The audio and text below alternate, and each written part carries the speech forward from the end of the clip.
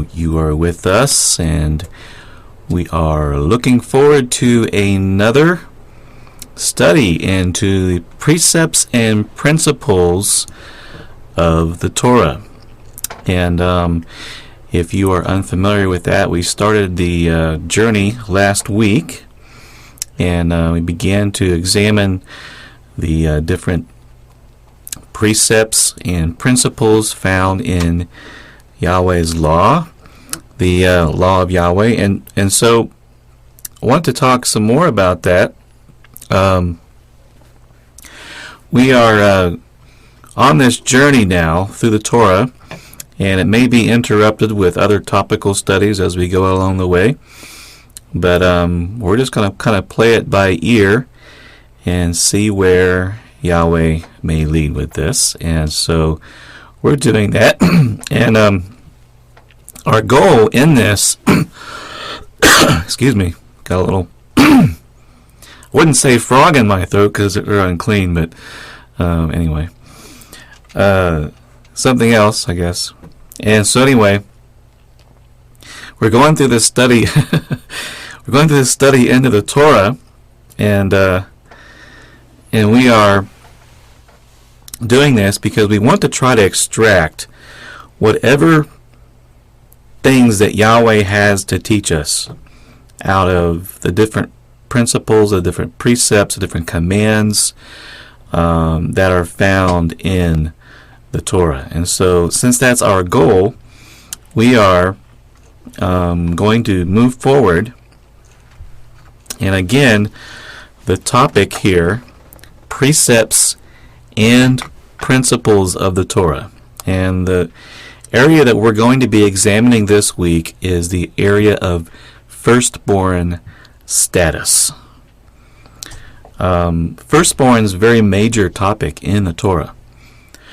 It's a significant topic. And actually, before the law was given in the book of Exodus, firstborn status was important. The firstborn gets a double portion of the inheritance. The beginning of a man's strength, as it's called in some places. And so it's something that's considered to be important by Yahweh and by the culture that he inspired. Now, some would look at the culture that Israel lived in as though Yahweh was working with the culture of the people and allowing things and disallowing things. I do think that the culture that they had is superior to the one we live in. I think the culture that they had was partly, some of it, not every little thing they did necessarily, but a lot of the things in their culture, we're talking a lot closer to the way Yahweh originally would have inspired things to operate. So, some would view some of the things that they did back then as old, antiquated, Israel-like, Jewish-like in nature, therefore not really applying to us, not really having anything to do with us. But I just strongly disagree, And so we're going to look into this firstborn status and what it means, the significance of it. We're going through the Torah sort of chapter by chapter, but we did cover chapter 3 and parts of chapter 12 and so on, where we're talking about Yahweh's memorials. But the next obvious area that we would go into would be Passover. But I'm going to leap over that portion of Scripture because I really want to cover Passover closer to the time of year when it actually is Passover. So we're going to skip over that portion. And because, I don't want anyone to forget, if we go over, Exodus 12 and get all this information about Passover and then, 3 or 4 months down the road, it may not be fresh in your mind. So we want to cover it around the time that we're actually going to be observing Passover. So anyway, we're skipping Exodus 12. Now we're looking at Exodus 13. And the first thing he says Exodus 13, verse 1, it says, Then Yahweh spoke to Moshe, saying, Consecrate to me all the firstborn. Whatever opens the womb among the children of Israel, of both of man and beast, it is mine, belonging to Yahweh. He had just saved the firstborn. He just saved the firstborn from death by the blood of the Passover lamb. Now that's going to become more and more significant as we go here, but we see that it was just one of the first things he wanted Israel to do, was to make sure that the firstborn were set apart. And that was because he says those they are mine. It's mine. So it belongs to Yahweh. Now that was important. And so why was that important? What was the significance? They were saved by the blood of the Lamb. All right. Another scripture later on in Exodus 12, actually start at verse 11. It says, It shall be when Yahweh brings you into the land of the Canaanites as he swore to you and your fathers and gives it to you, that you shall set apart to Yahweh all that open the womb. That is, every firstborn that comes from an animal which you have, the males shall be Yahweh's. But every firstborn of a donkey you shall redeem with a lamb. And if you will not redeem it, then you shall break its neck. All the firstborn of man among your sons you shall redeem. And that's a command. It's in the Torah, an expectation that Yahweh has here of Israel. Next verse. So it shall be, when your son asks you in time to come, saying, What is this? That you shall say to him, By strength of hand Yahweh brought us up out of Egypt, out of the house of bondage. And it came to pass, when Pharaoh was stubborn about letting us go, that Yahweh killed all the firstborn in the land of Egypt, both the firstborn of man and the firstborn of beast. Therefore I sacrifice to Yahweh all males that open the womb, but all the firstborn of my sons I redeem. So that was a principle, and is a principle here we see in the Torah. And he even says, It shall be as a sign on your hand and as frontlets between your eyes, for by strength of hand Yahweh brought us out of Egypt. So many times Yahweh wants himself to be identified with his memorials. We see last week we talked about the memorial of his name, the memorial of this memorial Passover memorial, and how the Messiah is the memorial. We partake of the memorial. We're taking of him being our Passover lamb on the night of the first, the Passover. We eat the Passover the night after he is offered on Passover. So, and that should be as a sign on their hand, as frontlets between their eyes, and us too, because Yahweh has brought us too out of Egypt, and he brought the children of Israel, even the ones who were not of that generation that were brought out of Egypt. He delivered them from Egypt also.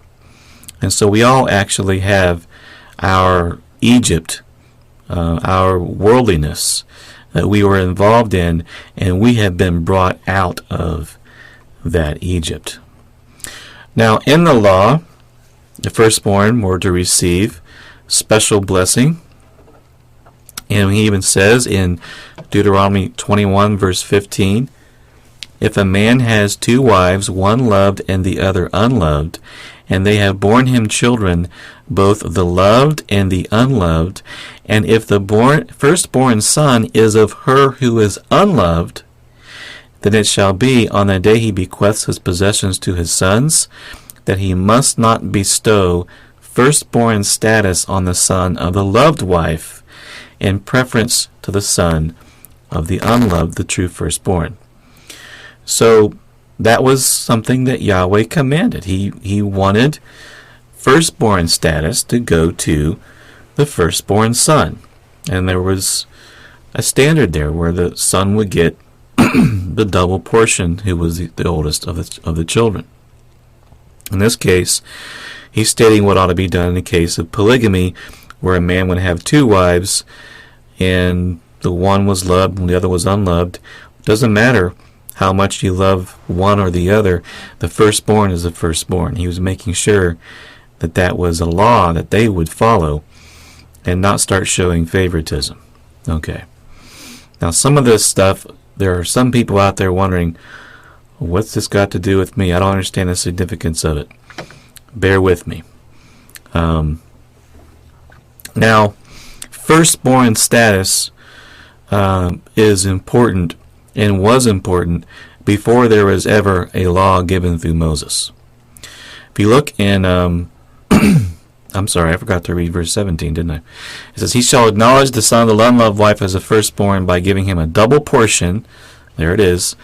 By giving him a double portion of all that he has, for he's beginning of his strength, the right of the firstborn is his. So there it is. There is where it talks about the double portion. So it's the beginning of his strength. So that's a command. Now, should we apply that in our life? I believe we should. I don't see any reason why Yahweh has abolished that law. I don't see any thought in New Testament writers that would indicate anything has changed about that. So that's something maybe that many of us don't practice that certainly looks biblical to me. All right. But this is long before the idea of the first fruits or the firstborn. We see here in Genesis chapter 4, verse 1, it says, now Adam knew Eve his wife, and she conceived and bore Cain, and said, I have acquired a man from Yahweh. And she bore again, this time his brother Abel. Now Abel was a keeper of sheep, but Cain was a tiller of the ground. And in the process of time it came to pass that Cain brought an offering of the fruit of the ground to Yahweh. All is well so far, I think. Okay. Well, Abel also brought of what? What did he bring? He brought the firstborn of his flock and of their fat. So this is not, this is sacrificing. This is sacrifices going on. Sacrifices were going on. Didn't start with the temple. Didn't start with the Levites and the sons of Aaron. Sacrifice began with Abel. And so it wasn't a new concept. It's pre-written Torah, And so we're making that clear here. And it says, and Yahweh respected Abel in his offering, but he did not respect Cain in his offering. And Cain was very angry, and his countenance fell. And so I'm thinking here, and it doesn't come out really specifically and say it, but all it says is that Cain just brought an offering from the fruit of his ground, there you go. But Abel brought the firstborn. And so quite possibly Cain did not bring to Yahweh the first fruits of his flock. Maybe he saw that first fruits of his harvest. Maybe he saw that grain. He was like, "Well, I'm going to give me some of that grain, and make sure I really have been, or whatever it was that he was growing. I don't know what it was, but from the fruit of the ground, he brought it up. And so, maybe he did not give Yahweh the first part of it. Maybe he gave him the second part of it, and for that reason he was rejected. All right. Now, it says in Exodus chapter 4, verse 22, that it says, then you shall say to the Pharaoh, thus says Yahweh, Israel is my son, my firstborn. This is significant. Israel is my firstborn. So I say to you, let my son go, that he may serve me. But if you refuse to let him go, indeed I will kill your son, your firstborn. And that's ultimately what happened. So Moshe was told to tell Pharaoh this, that Israel is my firstborn. And and so Yahweh always deserves what's first. He's the one that provides everything. He provides the fruit of the ground. He provides the birth of the animals that are out there. He provides the fruit of the womb. And so the male, the firstborn males, were considered to be something that was given to Yahweh, as we're going to see here. But we see that Israel as a nation was considered to be Yahweh's firstborn. There's a reason why, and it has to do with Messiah, but we're going to get into that a little bit later. All right. Now Exodus 22:29 says, you shall not delay to offer the first of your ripe produce and your juices, like grape juice. The firstborn of your sons ye shall give to me. Likewise you shall do with your oxen and your sheep. It shall be with its mother 7 days. On the 8th day you shall give it to me. Also, Exodus 34 verse 19, all that open the womb are mine, and every male firstborn among your livestock, whether ox or sheep. But the firstborn of a donkey you shall redeem with a lamb, and if you will not redeem him, then you shall break his neck. All the firstborn of your sons you shall redeem, and none shall appear before me empty-handed. All right. So the sons were also redeemed. Now we're going to read in Leviticus 27 verse 22. It says, if a man dedicates to Yahweh a field which he has bought, which is not the field of his possession, then the priest shall reckon to him the worth of your valuation up to the year of Jubilee. He shall give your valuation on that day as a holy offering to Yahweh. In the year of Jubilee, the field shall return to him from whom it was bought, to the one who owned the land as a possession, and all your valuation shall be according to the shekel of the sanctuary, 20 gerahs to the shekel. But the firstborn of animals, which should be Yahweh's firstborn, no man shall dedicate, whether ox or sheep. It is Yahweh's. So it's very clear, Yahweh wants the firstborn. But what happened?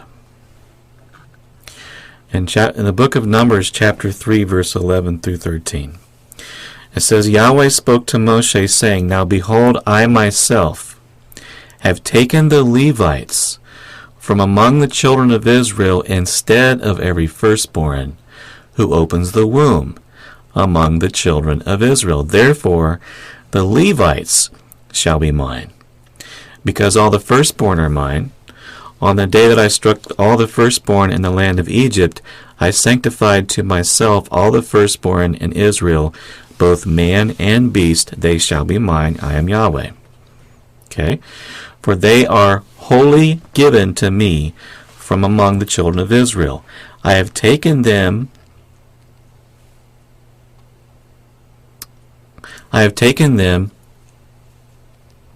for myself instead of all who open the womb, the firstborn of all the children of Israel. For all the firstborn among the children of Israel are mine, both man and beast. On the day I struck all the firstborn in the land of Egypt, I sanctified them to myself. I have taken the Levites instead of all the firstborn of the children of Israel. Everything that first...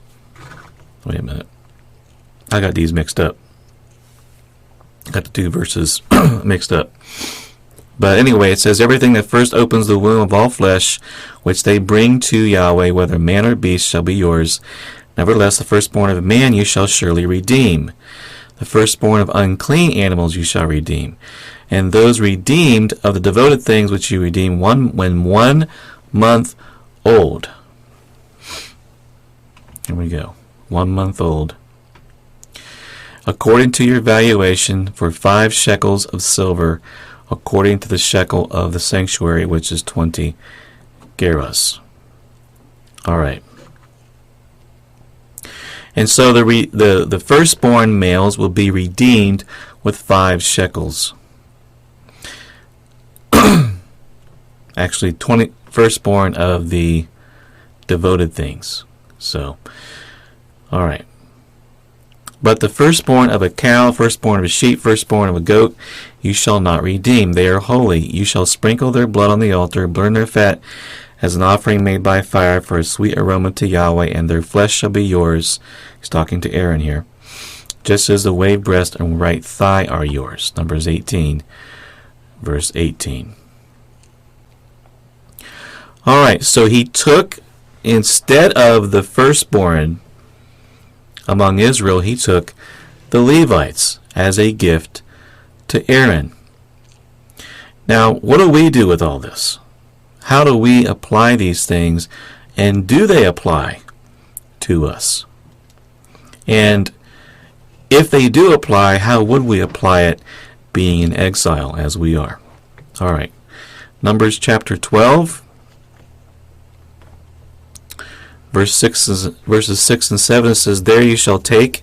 He's talking about there as being the place where Yahweh chooses.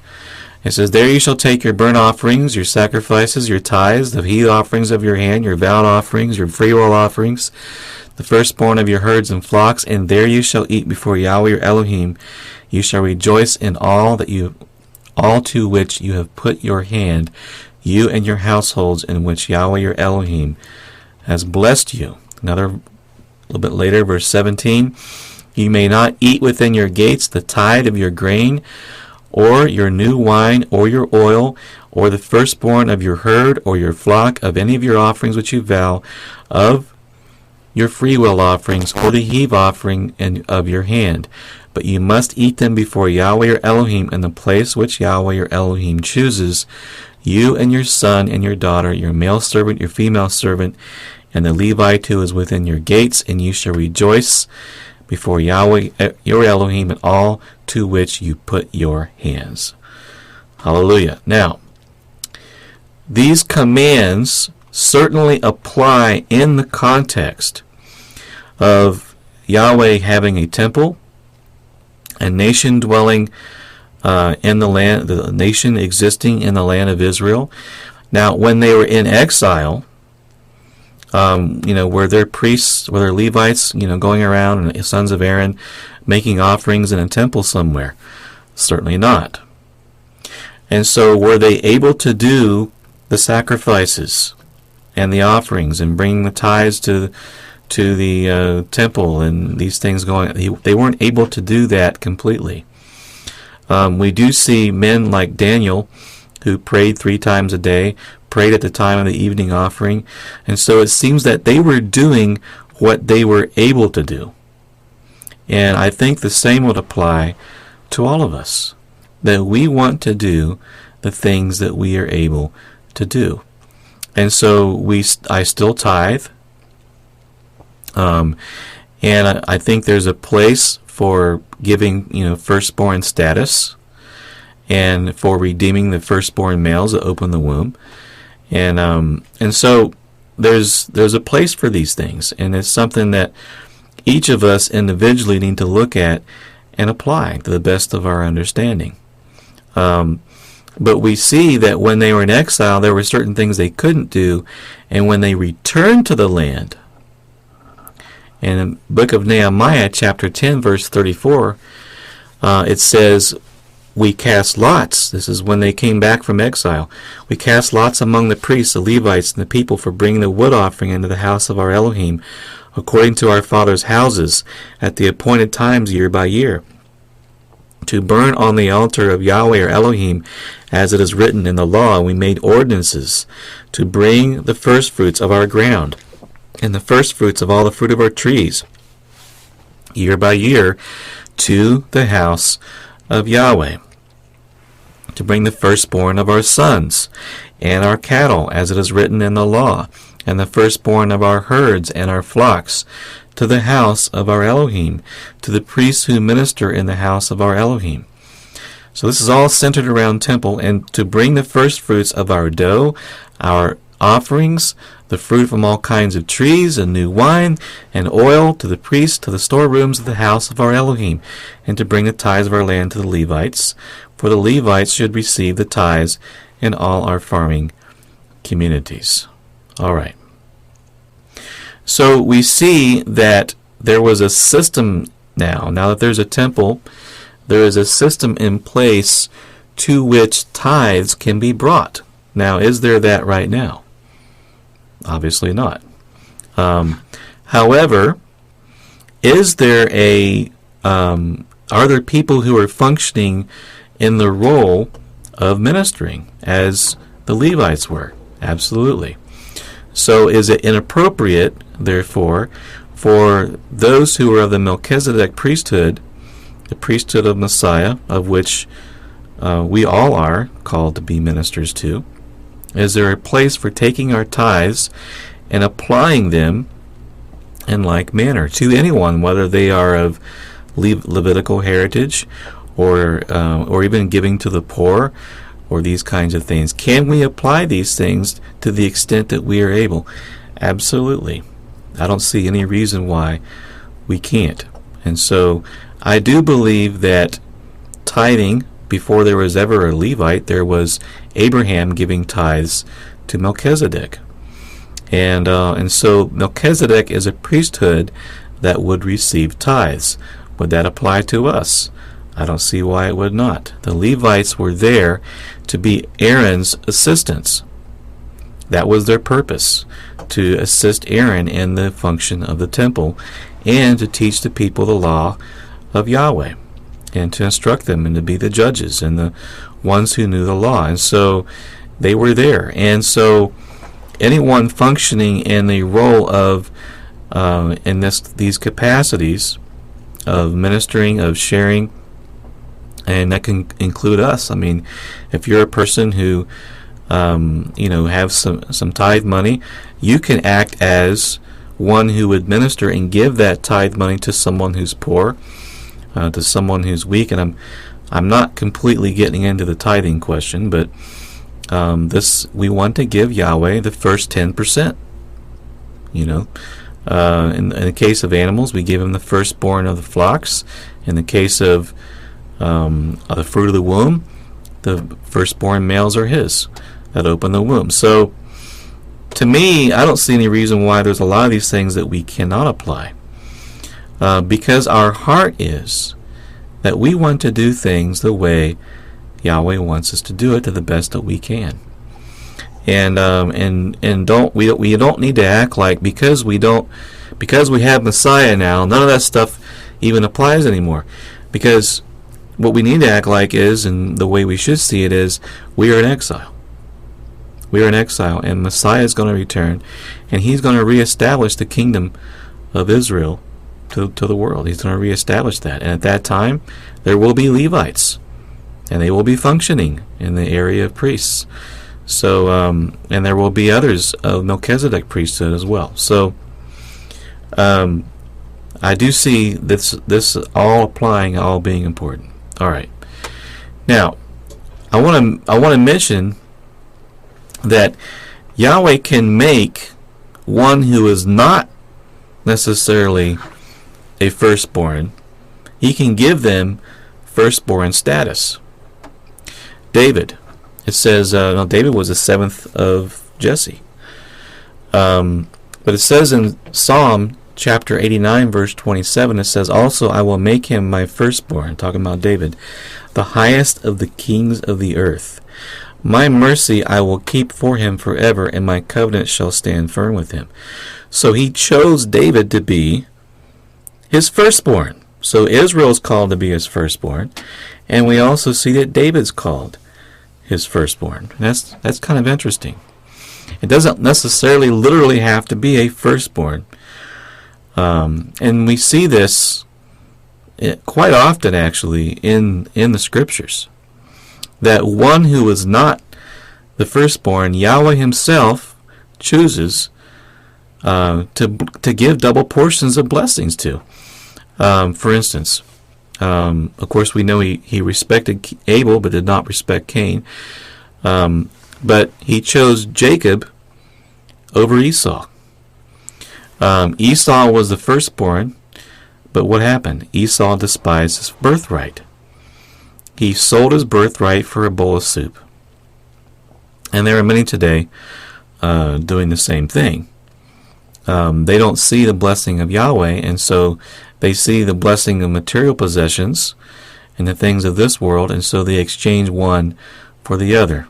In this case, they gain the whole world, and they lose their own soul. And that's what happened to Esau. But there's a pattern here. He chose Joseph and Judah over Reuben, who was the firstborn of the sons of Israel, the sons of Jacob. And Jacob told Reuben, in Genesis 49, verse 3, says, Reuben, you are my firstborn, my might, and the beginning of my strength, the excellency of dignity and the excellency of power. Unstable as water, you shall not excel. Because you went up to your father's bed, then you defiled it. He went up to my couch. Now, what's he referring to here? It says in Genesis 35:22, it happened when Israel dwelt in that land that Reuben went and lay with Bilhah, his father's concubine, and Israel heard about it. So he took note. As a result, Reuben did not get the blessing that he could have gotten. Instead, it seems that the obedient son, the one who was faithful to Yahweh, got the blessing. And Joseph and Judah also was, because Judah repented of selling Joseph and coming up with the idea of selling Joseph, and so they both got blessed. And now Reuben, you can't find a noteworthy man among his descendants in all of Scripture. But sons of Joseph and Ephraim and Manasseh and Judah, who got the blessing? We see the sons of Joseph. It says Joseph brought them from beside his knees, Genesis 48:12, and he bowed down with his face to the earth. And Joseph took them both, Ephraim with his right hand toward Israel's left hand, and Manasseh with his left hand toward Israel's right hand, and brought them near him.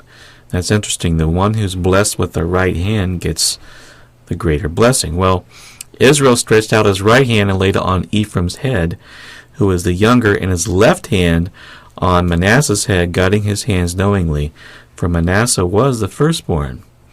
And he blessed Joseph and said, Elohim, before whom my fathers Abraham and Isaac walked, the Elohim who fed me all my life long to this day, the angel who has redeemed me from all evil, bless the lads, let my name be named upon them, and the name of my fathers Abraham and Isaac, and let them grow into a multitude in the midst of the earth. Now when Joseph saw that his father laid his right hand on the head of Ephraim, it displeased him. So he took hold of his father's hand to remove it from Ephraim's head to Manasseh's head. And Joseph said to his father, Not so, my father, for this one's the firstborn.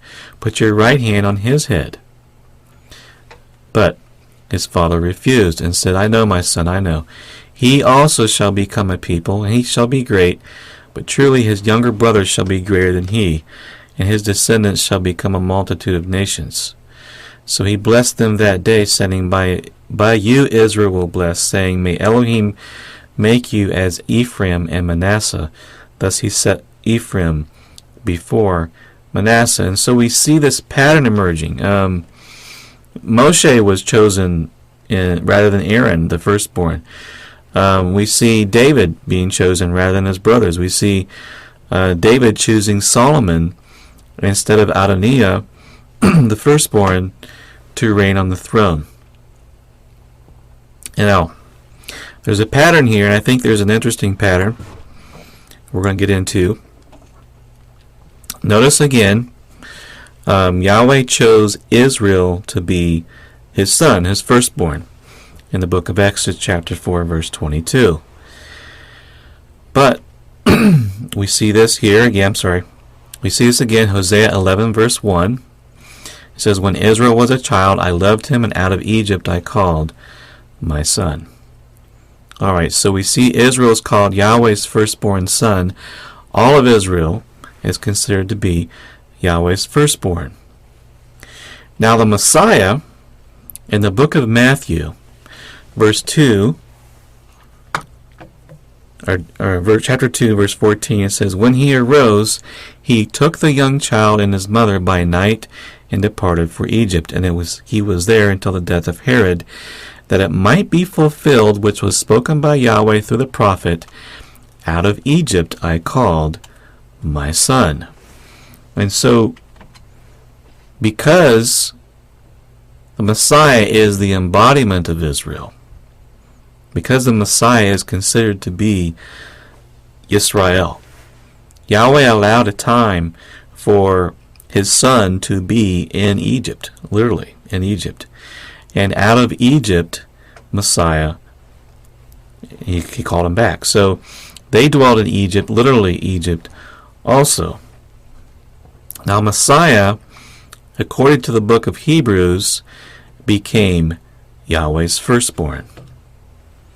In Hebrews chapter 1, verse 6, it says, for to which of the angels did he ever say, you are my son, today I have begotten you?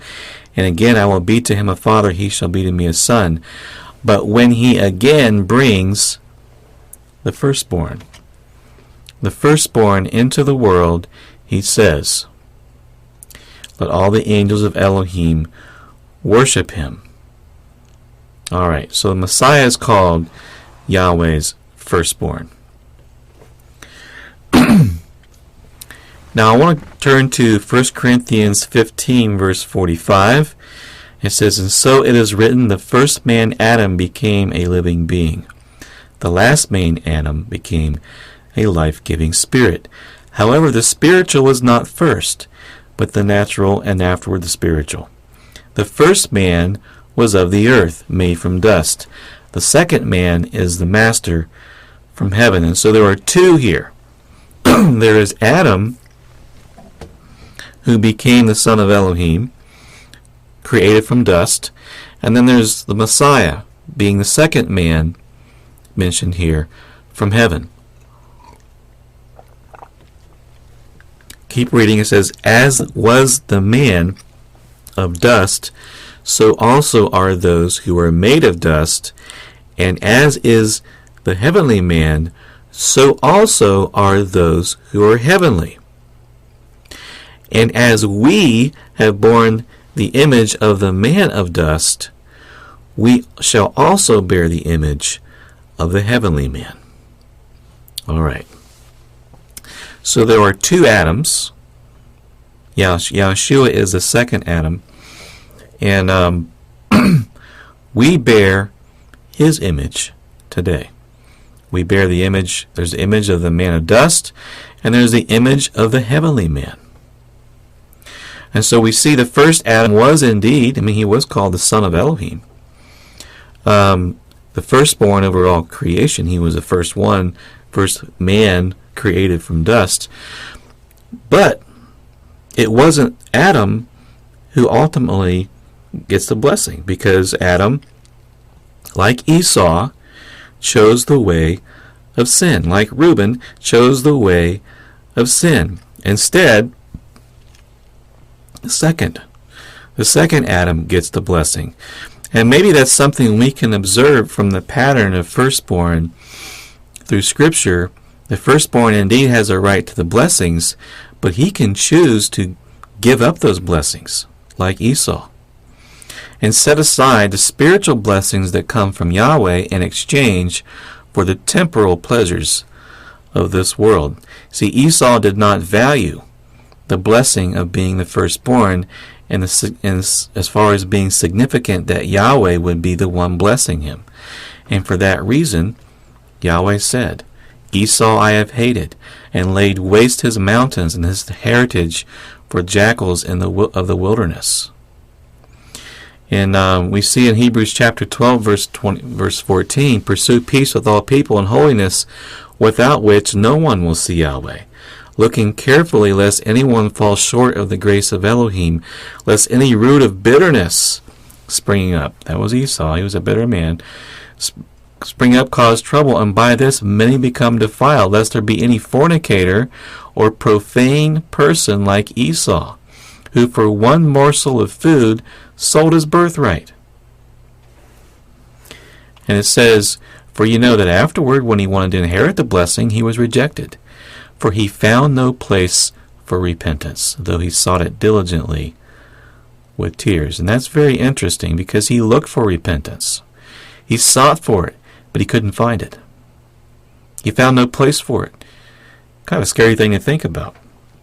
He sought it diligently with tears. Couldn't find repentance anywhere. Why? Why was Esau rejected so badly? In Genesis 27, it says, now it happened as soon as Isaac finished blessing Jacob. Jacob had scarcely gone out from the presence of Isaac his father. Esau, his brother, came in from his hunting. He also made savory food and brought it to his father, and said to his father, let my father arise and eat of his son's game, that your soul may bless me.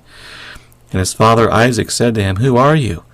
So he said, I am your son, your firstborn. The firstborn, Esau.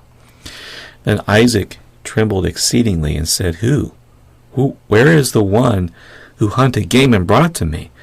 I ate all of it before you came, and I have blessed him, and indeed he shall be blessed. When Esau heard the words of his father, he cried with an exceedingly great and bitter cry, and said to his father, bless me also, O my father. But he said, your brother is coming with deceit, has taken away your blessing. Interesting. And Esau said, is he not rightly named Jacob? For he has supplanted me these 2 times. He took away my birthright, and now look, he has taken away my blessing. And he said, have you not reserved a blessing for me? Then Isaac answered and said to Esau, indeed, I have made him your master, and all his brethren I have given to him as servants. With grain and wine I have sustained him. What shall I do now for you, my son? So he could not get that blessing, that blessing that was given to his brother. And Yahweh, through these events, allowed it to happen. Now we read about this in Romans 9 also. As it is written, Jacob I have loved, verse 13, Esau I have hated. What shall we say then? Is there unrighteousness with Elohim? Certainly not. For he says to Moshe, I will have mercy upon whomever I will have mercy. I will have compassion on whomever I will have compassion. So then it is not of him who wills, nor of him who runs, but of Elohim who has mercy. Shows mercy. Now, these can be kind of frightening a little bit. I mean, if you don't understand what's really happening. I mean, how can we have assurance of salvation when it's just Elohim who chooses to have mercy to whom he wants to have mercy? And he chose to have hatred for Esau. Can we understand why? The reason why is because Esau did not value the blessing of Yahweh. He said, what good this blessing will be if I die? What good is it? And he didn't value his children.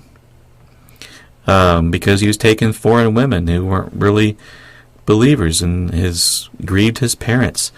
And so the daughters of Heth grieved his parents, and they were heathen women. So his children were going to be unbelievers, and he seemed to be kind of fleshly minded, because when you read about it, Esau, after he's blessed with riches and everything, he seemed satisfied, And when Jacob saw, he saw Esau's way. What did he do when he approached his brother Esau? What did Jacob do? Handed him gifts. Here, you can have this. You want that? Take all that. Take everything. And so Jacob understood that Esau's heart was carnally minded, was not spiritually minded, and was not heavenly focused. He was this world minded, fleshly focused. And so the choices he was making reflected that. And some of the comments made by Esau were reflecting that as well. And so, because Esau did not value the blessing and heritage of Yahweh, he was rejected. And you can be sorry as anything. He didn't get the riches he wanted. So there's a pattern here. The firstborn does not get the blessing the ones afterwards, one of them will get the blessing. And with us, we also have this potential of the same pattern, because we were born of the Adam man, and all of us have corrupted ourselves. We now have the choice as to whether we want to be identifying ourselves with the first Adam or with the second Adam. We can, like Esau, choose the carnal things and reap the benefits of that, which is we die and that's it. Or we can, like Jacob, pursue spiritual blessings that come from Yahweh. Even when the angel came and wrestled with him, he wouldn't let the angel go till he got that blessing. He pursued Yahweh's blessings. And so we have a choice. We can identify ourselves with the first Adam or with the second Adam. It's freely our choice. The first Adam, his ultimate end will be death and damnation. The second Adam, the ultimate end will be salvation and eternal life. Now, Messiah is called the firstborn in that he's a son of Israel, but also firstborn in a unique way. In the book of Revelation, chapter 1, verse 4, it says, John, to the 7 churches which are in Asia, grace to you and peace from him who is and who was and who is to come, and from the 7 spirits who are before his throne, and from Yahshua the Messiah, the faithful witness. And what's he called? The firstborn from the dead. The firstborn from the dead, and the ruler over the kings of the earth, to him who loved us and washed us from our sins in his own blood, and has made us kings and priests to his Elohim and Father. To him be the glory and dominion forever and ever. Now this is John writing to us. He says we are kings and priests to Elohim.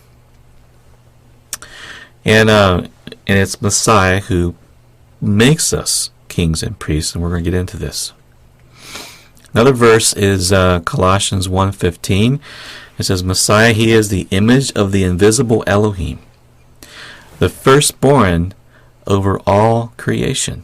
So he is the first one over all creation, for by him all things were created that are in heaven, that are in earth, invisible and invisible, whether thrones or dominions or principalities or powers, all things were created through him and for him. And he is before all things. In him all things consist. He is the head of the body, the assembly, who is the beginning, the firstborn from the dead. There we are again. That in all things he may have the preeminence. And so Messiah, number one, is firstborn over all creation. Before there was ever anything created, Messiah existed. And all things were created through him and for him. He is before all things. And so he, in my mind, he's completely 100% undoubtedly one who pre-existed. It says, and he is the head of the body.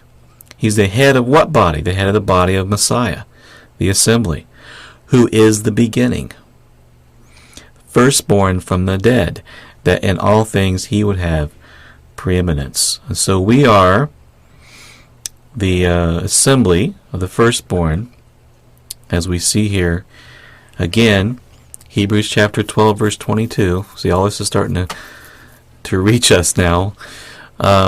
It says, but you have come to Mount Sion and the city of the living Elohim, the heavenly Jerusalem, to an innumerable company of angels, to the general assembly and the assembly of the what? Congregation of the firstborn, who are registered in heaven. We are also firstborn, because we are part of the body of Messiah. To Elohim, the judge of all, the spirits of just men made perfect, to Yahshua, the mediator of the what? The new covenant, and to the sprinkling of that speaks better things than that of Abel. What did Abel speak? Cried out for justice, right? Messiah's blood covers our sins, cries out for wanting to redeem us. So All right, so understanding this, and we're going to show more about how we're the firstborn here momentarily, but I want to take a minute and look at Romans chapter 11 and verse 13. We're going to look at this in detail. Paul, he says, I speak to you Gentiles, inasmuch as I am an apostle to the Gentiles. I magnify my ministry. If by any means I may provoke to jealousy those who are my flesh, and save some of them. For if their being cast away is the reconciling of the world, what will their acceptance be but life from the dead? So he's talking to the Gentiles now. He's saying that he is a messenger to the Gentiles, one who is sent to the Gentiles, and he magnifies his ministry not for his own personal gain, but so that he might provoke to jealousy his fellow countrymen, the Jewish people. He says, because if their being cast away is a reconciling of the world, what will their acceptance be but life from the dead? So there were some among Israel who were cast away because they rejected the Messiah. They rejected truth. So when they receive Messiah, it'll be like one who is risen from the dead. For if the first fruit is holy, the lump is also holy, and if the root is holy, so are the branches. And if some of the branches were broken off, and you, being the wild olive tree, were grafted in from among them, and with them became a partaker of the root and fatness of the olive tree, do not boast against the branches. But if you do boast, remember, you do not support the root, but the root supports you. All right. First word I want you to notice here is first fruit. First fruit.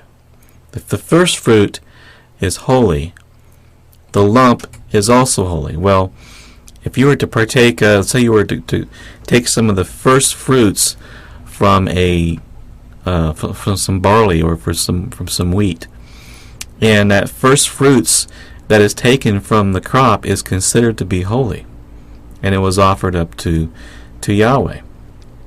Well, if it's holy, then what he's saying is the lump is also holy. In other words, the flour and the bread and the things like that comes from that would also be holy. And we see here also he's saying that if the root, that's the root of a tree, if the root is holy, then the branches are also holy. Now, who and what is the root? Is the root Israel? Is the root Messiah? Is the root, who is it? I believe the root is the patriarchs. Abraham, specifically, among the patriarchs, became the roots from which Israel became a nation. And the Israel is called the branches that were broken off. And the Gentiles are called the wild olive tree, who were grafted in among them. All right.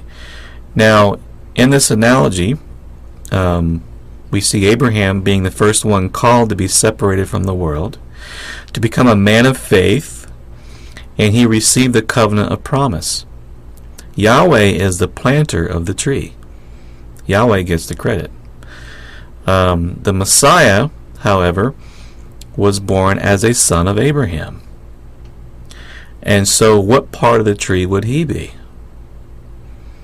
I would see him as the trunk of the tree, because he is acting as the sanctifier of the branches. And of course, since the trunk of the tree is connected to the roots, he would also sanctify the roots as well.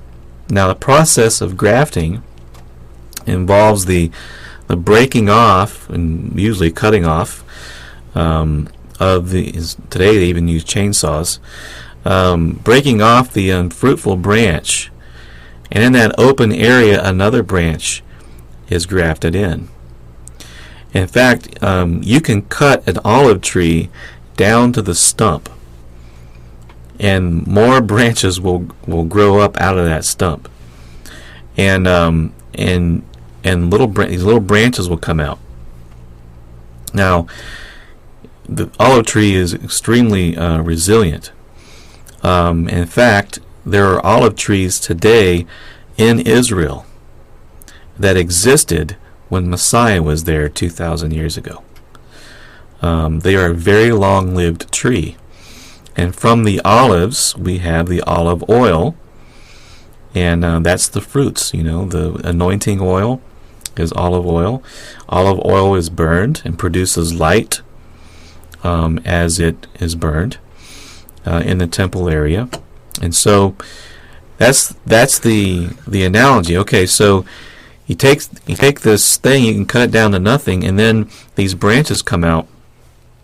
You can take one of those branches and through staking it up and different things actually cause it to produce a new trunk from which other branches will branch out. All right. Now in the book of Isaiah, it says in chapter 11, verse 1, it says, "There shall come forth a rod from the stem of Jesse, and a branch shall grow out of his roots." And so from the patriarchs, Messiah was grown out. All right. "And the Spirit of Yahweh shall rest upon him, the Spirit of wisdom, understanding, counsel, might, Spirit of knowledge, and of the fear of Yahweh." The 7 spirits of Yahweh. Now, the roots of Jesse, or the stem of Jesse, there's actually another scripture talks about those Jesse's roots also, and that the Messiah, he's actually the root, and he's also the trunk. And in one way, he's the root in that he is the one who Yahweh created all the world through. But Jesse is a son of Jesse and Abraham. Go back to Abraham. Abraham is a son of Eber. Eber. What are the roots of Eber? What are the roots of Abraham? The roots of Abraham would be Eber. And we see, if you look in the lineage, we have David, the son of Jesse, the son of Obed, the son of Boaz, the son of Salmon, the son of Solomon, the son of Nahshon, the son of Abinadab, the son of Ram, the son of Hezron, the son of Perez, the son of Judah, the son of Jacob, the son of Isaac, the son of Abraham, the son of Terah, the son of Nahor, the son of Serug, the son of Reu, the son of Peleg, the son of Eber. This name right here, Eber, is the name from which we get Hebrew. Now, why the English language added an H to it, I have no idea. But if you were to say Hebrew to some Hebrew-speaking people, they go, "What?" It's Ivrit. Okay, they don't have an H in the beginning. But anyway, if you look at the fact that the Hebrew roots movement, the Hebrew roots of Christianity movement, what's being pointed out here is that our roots are not in church fathers. Our roots are deeper than that. Our roots are actually in many ways different than that, because they did not connect themselves to the root. They did not connect themselves properly to the root.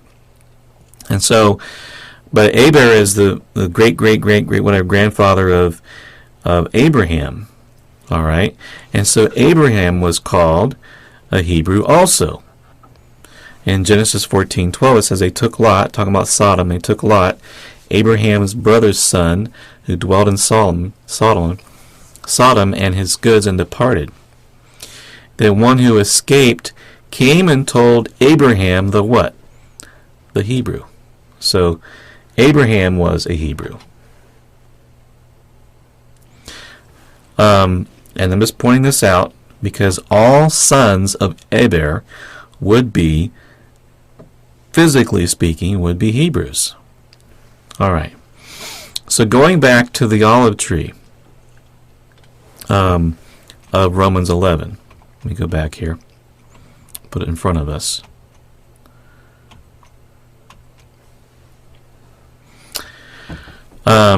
there are branches within the tree that were broken off. Why would they be broken off? Because they're not bearing fruit. Okay? They were not willing to be subject to the trunk of the tree, the Messiah Yeshua.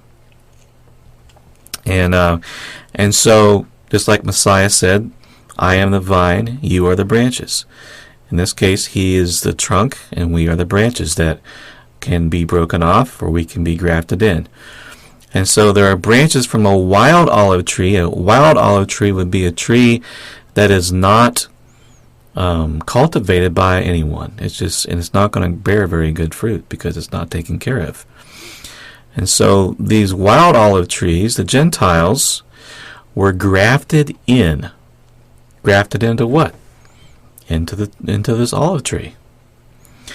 Among them and with them became a partaker of what? The root. Become a partaker of the root. That's the patriarchs, Abraham, and the fatness of the olive tree. And so, since Gentiles have been cut off from the wild olive tree and are now grafted into the cultivated olive tree, one that's cultivated by Yahweh, Gentiles, therefore, need to no longer consider themselves as being a wild olive tree. They need to consider themselves as partaker of the cultivated olive tree. And this is not a new concept. This is not a new concept. The idea of Gentiles coming in and joining themselves to Israel is not a new concept. In fact, we can read about this in the Old Testament. Let me go forward here.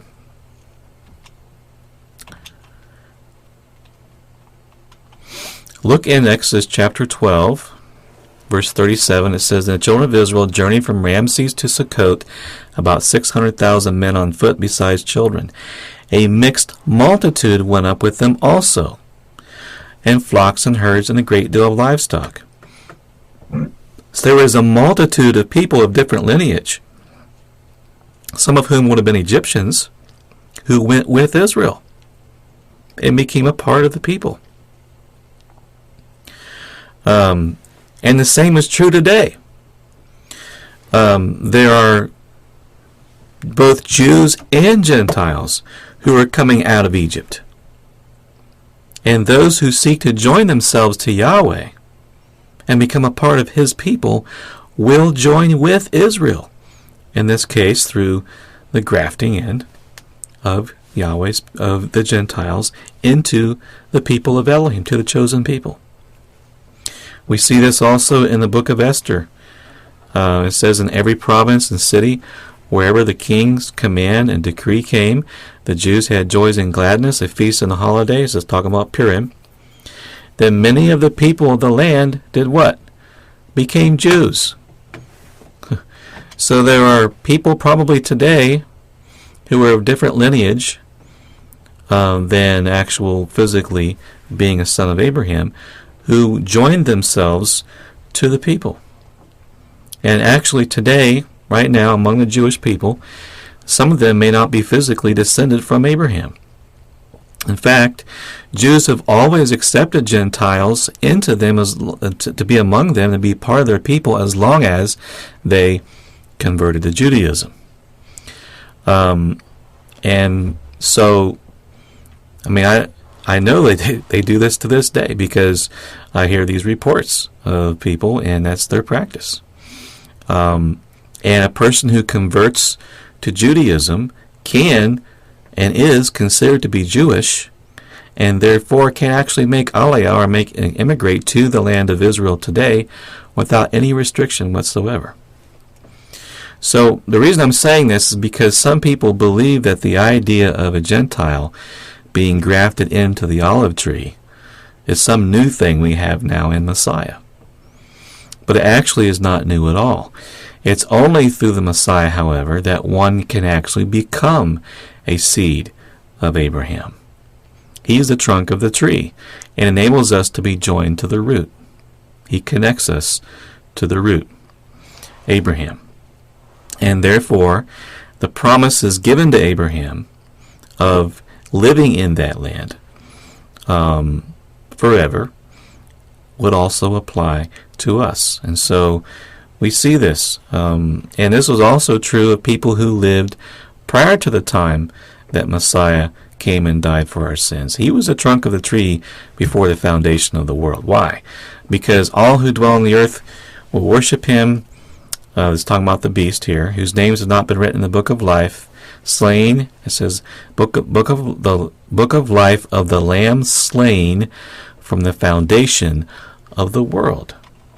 So Messiah is considered to be this Lamb that was slain from the foundation of the world.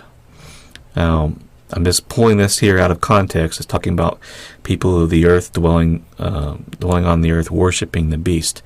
But the point I want to make out is that in the eyes of Yahweh, Messiah is a lamb slain from the foundation of the world.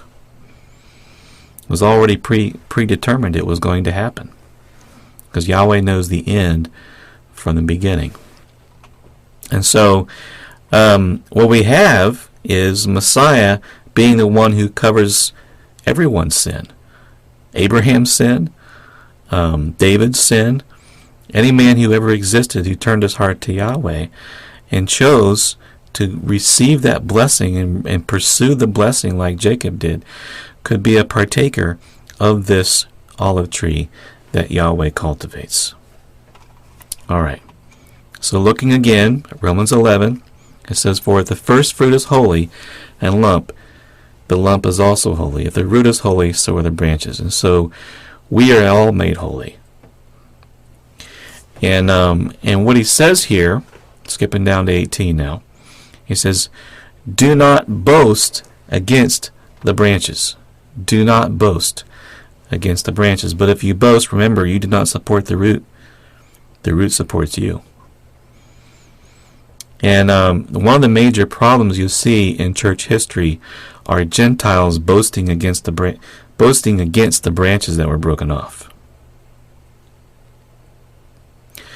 And this boasting against the branches ultimately resulted in church history a rejection of Yahweh's law, a rejection of the Torah. It is this boasting against the branches that caused people to delve into anti-Semitism and have a superiority complex against the Jews to the extent that they rejected anything that made a man look Jewish. Feast keeping, Sabbath keeping, any kind of Torah keeping that would look, kosher, eating, anything that made you look Jewish, they rejected. Because they boasted against the branches, they had a hatred toward Jewish people. Therefore, anything that appeared Jewish would cause one to be mocked by their Gentile friends. They did not fully accept that they were grafted in. And there are some today who are going to church every Sunday who still do not understand that they are grafted in. That you're not a wild olive tree anymore. You are a part of the people of Elohim. That you are now grafted in among Israel. Be among his people. Next verses. "You will say then, branches were broken off that I might be grafted in. Well said. Because of unbelief they were broken off, and you stand by faith. Do not be haughty, but fear. For if Elohim did not spare the natural branches, he may not spare you either. Therefore consider the goodness and severity of Elohim. On those who fell, severity, but toward you, goodness, if you continue in his goodness. If you continue in it. Otherwise, what will happen? You're not bearing fruit, you also will be cut off. We have to bear fruit. So many times, brothers, our doctrinal errors arise out of our spiritual problems, our character issues. He says, lest you should be wise in your own conceits. Don't be haughty. Don't be haughty, but fear. And they became, they wanted to hold on to their Gentile identity. They couldn't fathom the idea of being called Hebrews or being called Israelites. They didn't mind being called that in the sense that they saw themselves as replacements for Israel, as in replacement theology. But they rejected an Israelite identity in that if they saw something to the Bible that they saw as only applying to Israel, they wanted nothing to do with it. They wanted to hold on to their Gentile identity as one who's from a wild olive tree, rather than one who is grafted in. And that was a major problem. A major problem. And so Ephesians chapter 2. Let's read that. Oh, let me continue reading Romans 11. It says, and if they also, if they do not continue in unbelief, talking about the Jewish people, will be grafted in. For Elohim is able to graft them in again. For if you were cut out of the olive tree, which is wild by nature, and were grafted contrary to nature into a cultivated olive tree, how much more will these, who are natural branches, be grafted into their own olive tree? For I do not desire, brethren, that you should be ignorant of this mystery, lest you should be wise in your own opinion, that blindness in part has happened to Israel until the fullness of the Gentiles have come in. And so I think we're here today. I think we're here. That Israel, the Jewish people, are having their eyes opened to the fact that there's a Messiah who is seeking to be one that they need to be connected to. And we need to be connected to. Okay. So, are we connected? Do we see ourselves as being connected to Israel? Or are we still in this wild olive tree mindset? It's very clear from the writers of the New Testament, in the book of Ephesians chapter 2, Paul is writing to Gentiles, and he says, therefore remember that you, once Gentiles, in other words, at one time you were Gentiles, in the flesh, who were called uncircumcision by what's called the circumcision made in the flesh by hands, at that time, back at that time, when you were once Gentiles, you were without Messiah, being aliens from the commonwealth of Israel. Back then you were aliens. You're not aliens anymore. Now you are part of Israel. And strangers from the covenants of promise. You could not receive the covenants. You couldn't receive them because you were strangers from them.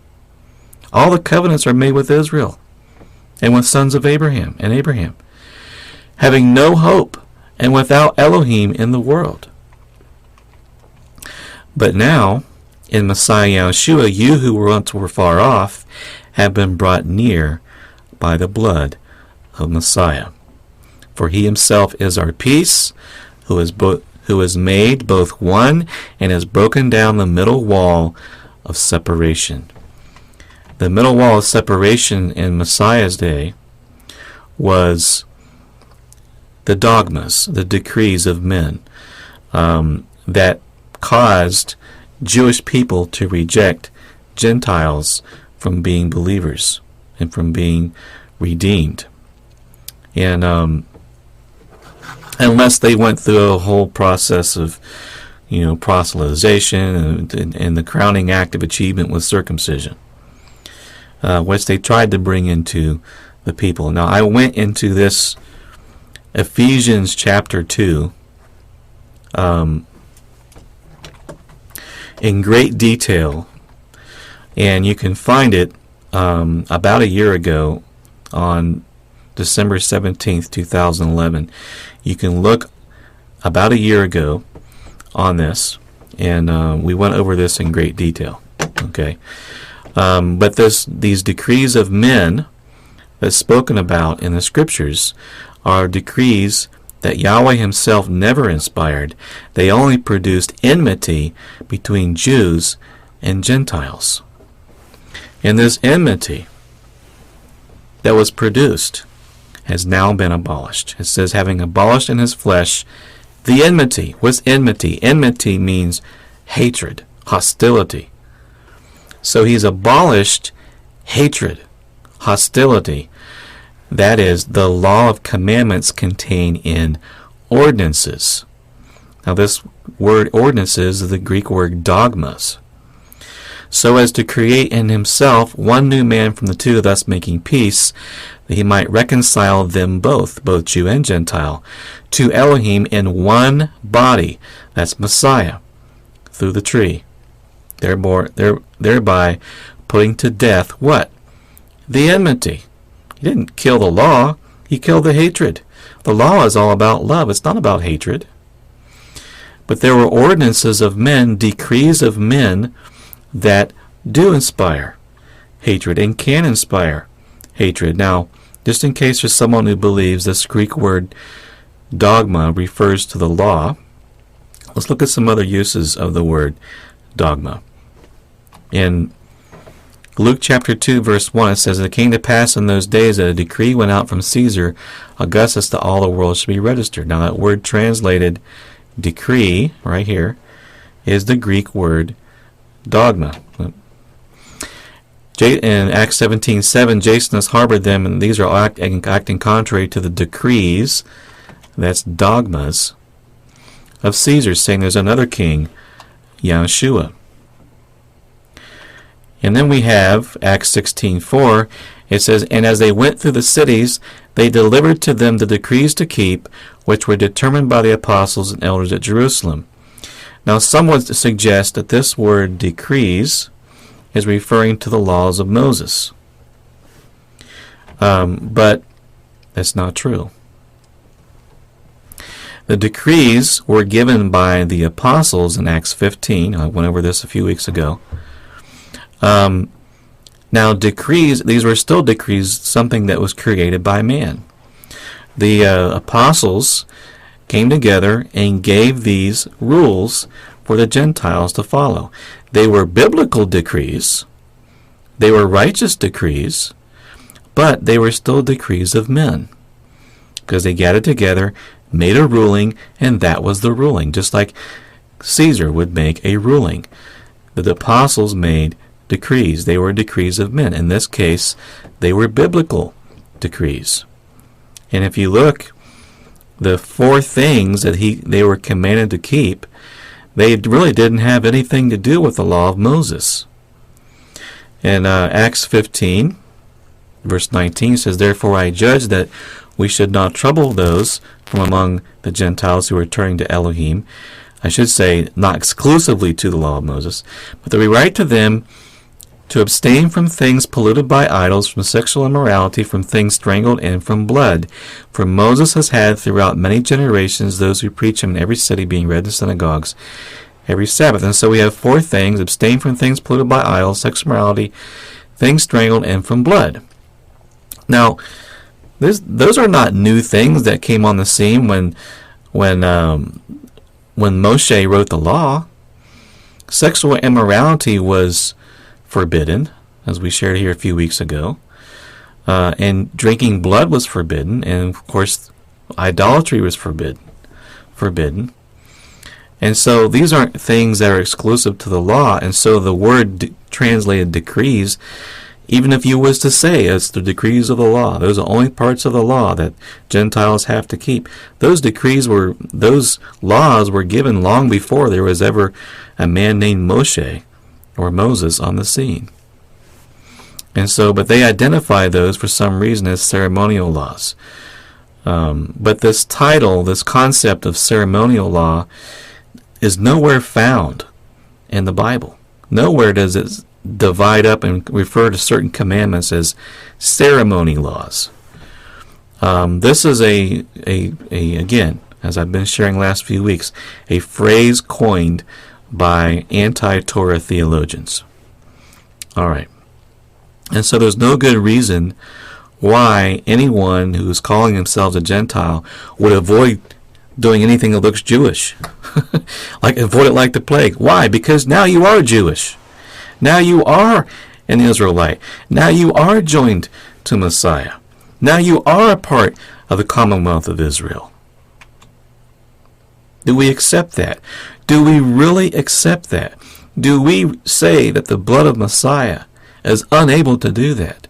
Are we denying the sufficiency of the blood of Messiah to not only cleanse you from your sin, but also to cut you off from the wild olive tree and join you in with the olive tree that's cultivated, the one that Yahweh himself watches over as the apple of his eye? Do we consider ourselves that way? Is that our new identity? So therefore, we are no longer strangers and foreigners. We're not part of the wild olive tree anymore. We're fellow citizens with the saints and members of the household of Elohim. We are Yisrael. This is all related to the firstborn, as we're going to get into. Galatians 3:28, there is neither Jew nor Greek, there is neither slave nor free, there is neither male nor female, for you are all one in Messiah Yahshua. In other words, it doesn't matter what your lineage is.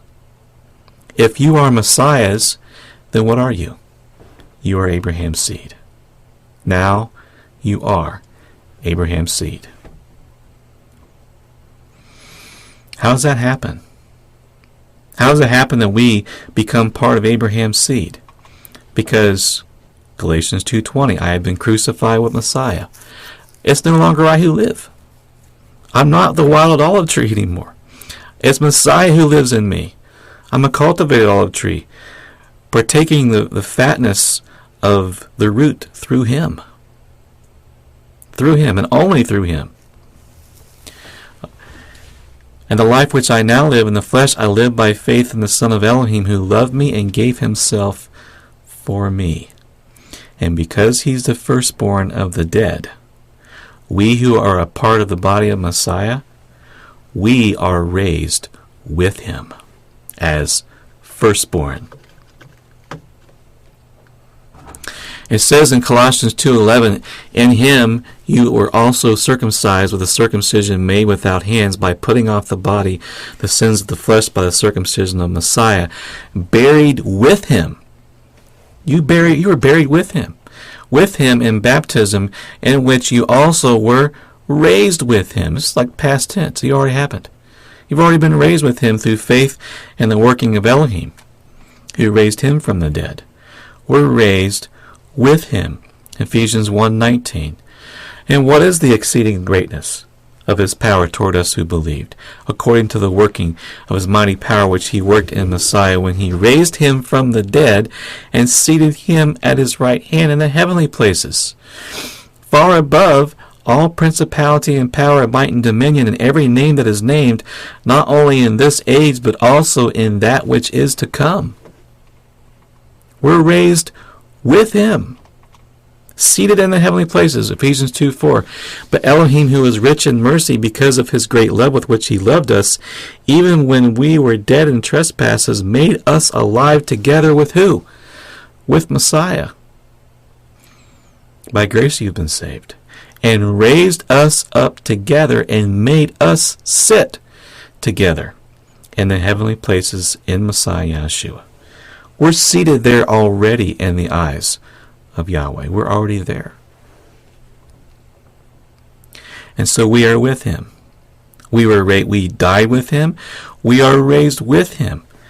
And in fact, it says in Colossians 3:1, if then you were raised with Messiah, if you were really raised with Messiah, seek those things which are above, where Messiah is, sitting at the right hand of Elohim. Set your mind on things above, not on things of the earth, for you died, and your life is hidden with Messiah in Elohim. We are now in his image. We, like the firstborn of Israel, who were saved from death by the blood of the Passover lamb, are also saved from death by the blood of Messiah, who is our Passover lamb. 1 Corinthians 5:7, Therefore purge out the old leaven, that you may be a new lump, since you truly are unleavened. For Messiah, our Passover, was sacrificed for us. Therefore let us keep the feast, not with the old leaven, the old lump, not the old lump, nor with the leaven of malice or wickedness, but with the unleavened bread of sincerity and truth. You see, the first fruit is holy. If the first fruit's holy, then the flour and bread that comes from that first fruit must also be holy. So rather than identifying ourselves as Gentiles, let's get biblical and come out from among them, as it says in 2 Corinthians 6:17. Therefore come out from among them and be separate, says Yahweh.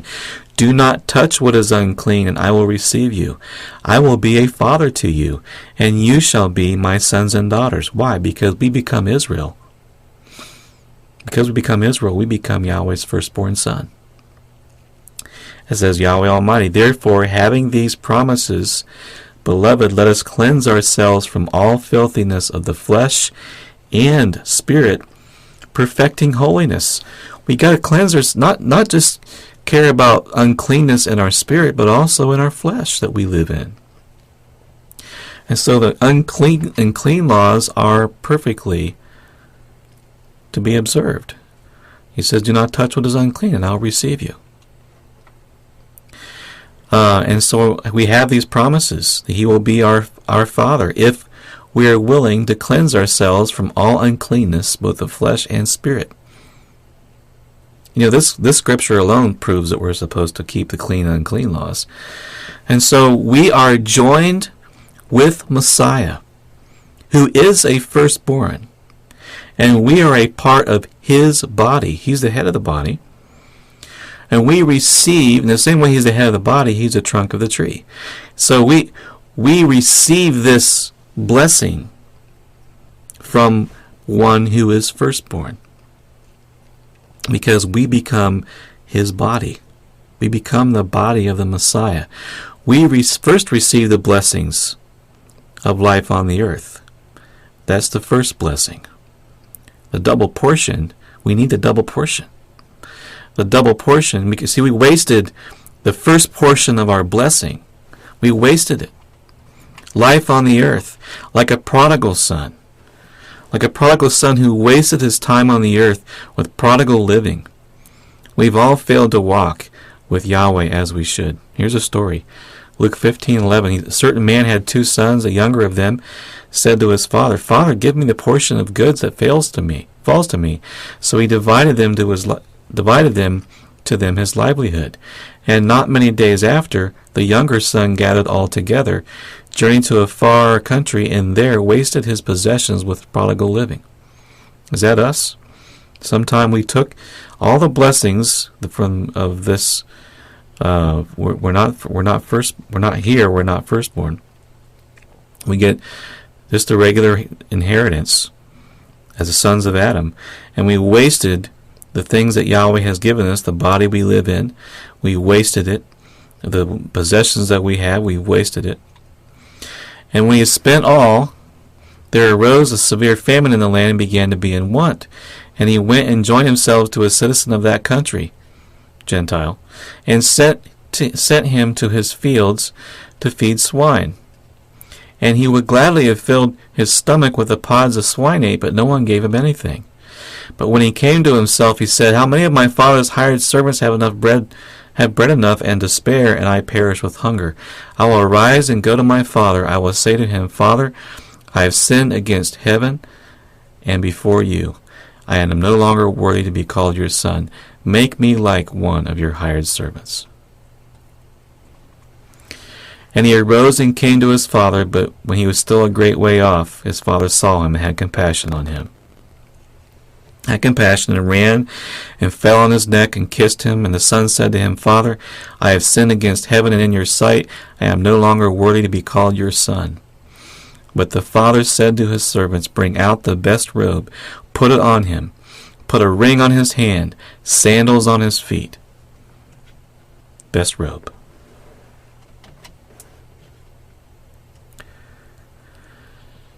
The ring on his hand, the sandals on his feet. And bring the fatted calf here and kill it, and let us be merry. For this my son was dead and is alive again. He was lost and is found. And they began to be merry. See, we need to be joined to Messiah that we might receive that second chance, a blessing that includes forgiveness of sin and eternal life with Yahweh and Messiah. The second chance. Will we come and enter our Father's house? Will we seek our Father's house again as humble men, knowing we deserve nothing but to be called slaves, content only to be doorkeepers? He will only take us into his home, and we will be called sons and daughters once again, as we forsake the way of the first Adam and seek the way of the second Adam. He will accept us, love us, and bless us, not because we deserved it, but because we chose to turn our hearts back to our Heavenly Father. And if we do, he who has been waiting long for us will put on us the robe of righteousness, the signet ring of kingship on our finger, and shod our feet with the preparation of the gospel of peace, that others might also be called in to our Father's house.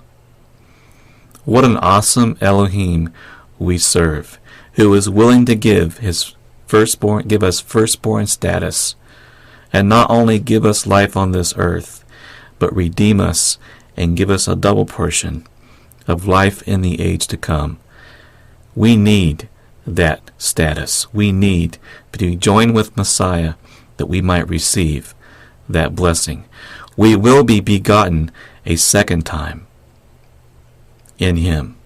And so if we are Israel, let's seek to live like Yahweh wanted Israel to live.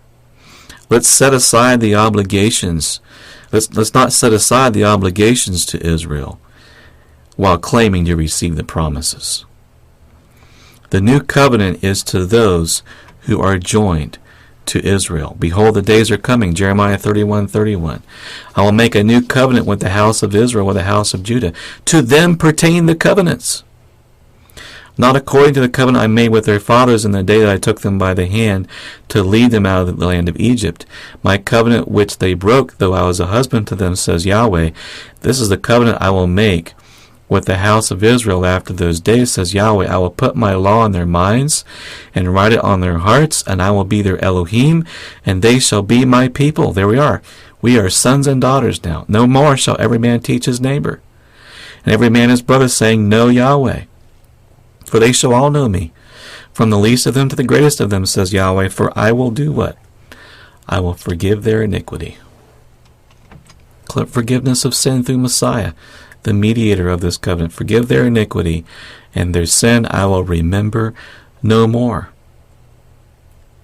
Those who receive the Messiah will become joined to this covenant, because those who are Messiahs are Abraham's seed and heirs, inheritors of that double portion inheritance according to the promise. But we have to seek from this wild olive tree mentality, this wild olive tree heritage, and the glories thereof, and instead cling to the ones who truly are in Messiah, the assembly of the firstborn, who were crucified with him and raised with him, who will receive the blessings that come from that arrangement. Therefore, my brothers and sisters, since we were raised with him, will we live like him? Will we accept our freedom from sin? Will we accept it? Will we receive who we truly are in Messiah? If we do, then we will be living as a people who belong to Yahweh. After all, the firstborn, don't they belong to him? Absolutely. Don't trade your birthright for a mess of pottage. And as we walk in that freedom, may Yahweh bless you, and may Yahweh have mercy on us all.